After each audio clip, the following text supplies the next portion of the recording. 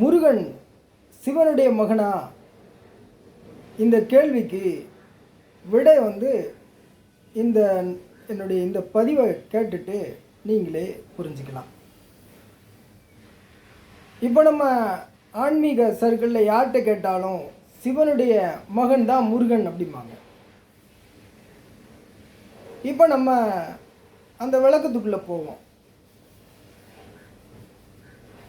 முருகனுக்கு செந்தில் ஆண்டவன் அப்படிங்கிற பெயர் இருக்குது. ஆண்டவன்னா கடவுள் அப்படிங்கிறது நமக்கு தெரியும். சிவன் ஆண்டவன். இப்போ முருகனையும் ஆண்டவன்னு சொல்கிறோம், செந்தில் ஆண்டவன்றோம். சிவனை செம்பரை ஆண்டவன். அவன் செம்பரையன், சிவன் பறையன் அப்படிங்கிறத மாணிக்கவாசகர் சொல்கிறார். நாதப்பறையன் வேதப்பறையன் அப்படின்னு சிவனை மாணிக்கவாசகர் சொல்கிறார். இந்த மக்களுக்கு உண்மையிலே இந்த சிவன் அப்படின்னா யார் அப்படிங்கிறதே இந்த தமிழ் மக்களுக்கு ஒரு தெளிவில்லாமல் இருக்காங்க. எப்படின்னாக்க, சிவனை மனிதனா இவங்க மட்டும்தான் புரிஞ்சு வச்சுருக்காங்களே தவிர, சிவன் அப்படின்னா இந்த உயிர்களின் மூலவன் சூரியன் அப்படிங்கிறத யாரும் தெரிஞ்சு வச்சுருக்கிறது இல்லை. சிவன் அப்படின்னா ஆதிசிவன் அப்படின்னா சூரியன்.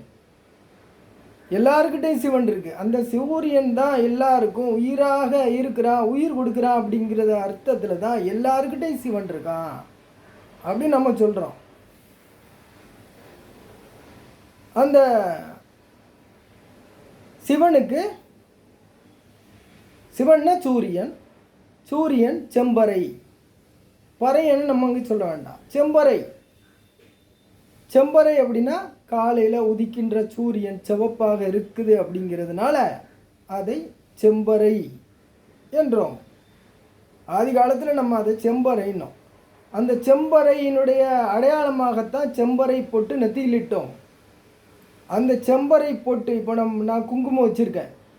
அந்த குங்குமம் எந்த இடத்துல வச்சுருக்கிறேன், அது ஏன் வச்சுருக்கிறேன், எதன் நினைவாக வச்சுருக்கேன் அப்படின்னாக்கா, அது சிவ அடையாளம். அந்த பறை அடையாளம். பறைனா இன்றைக்கு இருக்கக்கூடிய சன்னு, இன்றைக்கு சன்னுன்னு சொல்கிறோம் ஆங்கிலம். இன்றைக்கி எல்லோரும் ஆங்கில கல்வி தான் படிக்கிறாங்க. பறைனா சன்னு, பிறைனா மூன். பறைனா சன்னு, பிறைனா மூன். இப்போ அந்த சன் காலையில் எழும்போது ரெட் கலரில் இருக்குது, சிவப்பு நிறத்தில் இருக்குது. அது எல்லாரும் பார்க்கலாம். காலையில் எழுகின்ற போது செந்நிறத்தில் இருக்குது. அதனால தான் அந்த நினைவாக தான் நம்ம அதனுடைய அடையாளமாகத்தான் செம்பரை போட்டு நெத்தியில் இடுறோம். அந்த செம்பரை போட்டுக்கு தான் இன்றைக்கு செந்திலகம் அப்படின்னு பின்னாடி வந்தவங்க சொன்னாங்க. ஒரு சாரார் இந்த கூட்டம் கூட்டமாக எல்லாம் பிரிகிறதானே, ஊர் ரெண்டாக பிரிஞ்சுதுன்னா ரெண்டு இதாயிரும், கூட்டமாயிரும், தனித்தனி கூட்டமாயிரும், தனித்தனியாக அவங்க மாறிடுவாங்க. அது மாதிரி தான் இப்போ இந்த மாதிரி ஒன்றிலிருந்து ஒன்று பிரிந்து அப்படி தான் இன்றைக்கு இன குழுக்கள் கூட்டமாக இருக்கிறோம். ஆனால் எல்லாம் ஒன்று தான். எல்லா மக்களும் ஒரு இடத்துல இருந்து பிரிந்தவர்கள் தான். ஒரு தாய் மக்கள் தான் நமக்கான தாய் தந்தையாக. அந்த சிவனே, அந்த பரசக்தியே தாய் தந்தை அப்படிங்கிறது தான் நமக்கு உண்மை. இறைவன் தான் தாயும் தந்தையுமானவன். அவன் சிவன் தான். அவன் செம்பரையன். செம்பரை போட்டு நம்ம விடுறோம். அதுக்கு செந்திலகம்னு சொல்கிறோம். போட்டிக்கு சொன்னது தான். முருகன்னால சிவன் தான்.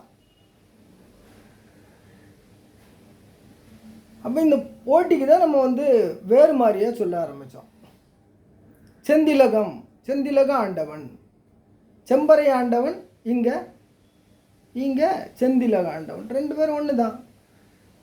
அதை நம்ம புரிஞ்சுக்கணும். அப்போது சிவனுக்கு மகன் முருகனா இல்லை சிவனே தான் முருகனா அப்படிங்கிறத இப்போ உங்களுக்கு ஓரளவு புரிய ஆரம்பிச்சிருக்கும்னு நினைக்கிறேன். நன்றி, வணக்கம்.